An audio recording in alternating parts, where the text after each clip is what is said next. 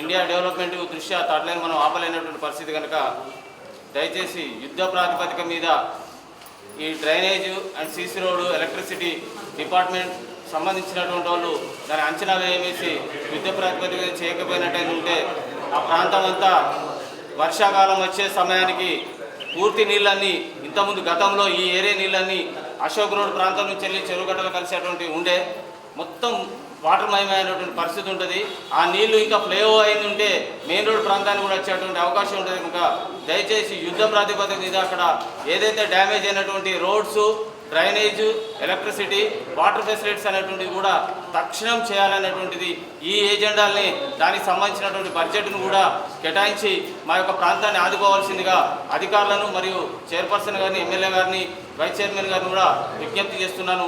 Sir 2.5 సంవత్సరాలలో మనం అధికారులు మన మంచిర్యాలలో చేసినటువంటి అభివృద్ధి కానీ కనీసం రాష్ట్రంలో ఏ మున్సిపాలిటీ ఒక పని మొదలు పెట్టుకుంటే దాన్ని పూర్తి అయ్యే విధంగా చేసేటువంటి అధికారులు ఉన్నారు. కానీ మన దగ్గర ఉన్నటువంటి అధికారులు ఏ పని మొదలు పెట్టినా కూడా సగంలో ఆపేస్తుంది సార్. ప్లాస్టిక్స్ రహితమైనటువంటి ప్రాంతంగా తీర్చిదిద్దుదామంటే ఏదో ఉడతా భక్తిగా 1-2 రోజులు చేస్తారు, గతం దాన్ని బంద్ చేస్తారు. స్వచ్ఛ భారత్ అనేటువంటి కార్యక్రమం తీసుకుంటారు, అది 2-3 రోజులు చేస్తారు, అది బంద్ చేస్తారు. అంతేకాకుండా మరుగుదొడ్లు అంటారు, 10 రోజులు ఏదో కలెక్టర్ టార్గెట్ ఇచ్చిండను, లేకపోతే సంబంధిత మంత్రి టార్గెట్ ఇచ్చిండను, కథం చేస్తారు, దాన్ని తూతూ మంత్రంగానే చేసేస్తారు సార్. దయచేసి ఈ తూతూ మంత్రం చేయకుండా ఏదన్నా ఒకటి మంచిర్యాల మున్సిపాలిటీకి ఒక ప్రత్యేకతంగా ఉండేటువంటిది చేయాలనేటువంటిది నా యొక్క విజ్ఞప్తి.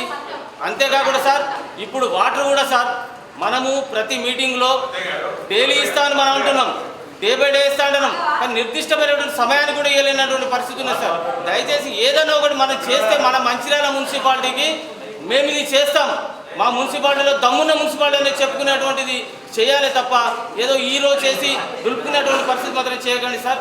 ఇప్పటికి ఇంకా 2.5 సంవత్సరాలు మిగిలింది. ఇప్పుడు అండర్ బ్రిడ్జ్ గౌరవ కౌన్సిల్ సభ్యులు మంచిర్యాల టౌన్ అందరికి సంబంధించింది. అది 2 వెంటలు అవుతున్నాయి. మళ్ళీ పాతతో హెచ్డీస్ ఉంటుంది.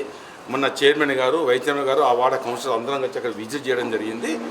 ఆ 2 పక్కలు కూడా ఉన్న డ్రైన్ను అందరూ ఎస్టిమేట్ చేసి ఆ డ్రైన్ తీసి అండర్ గ్రౌండ్ పైప్ వేసింది, కొంచెం రోడ్ కూడా వైండింగ్ అవుతుంది అన్నమాట చెప్పడం జరుగుతుంది.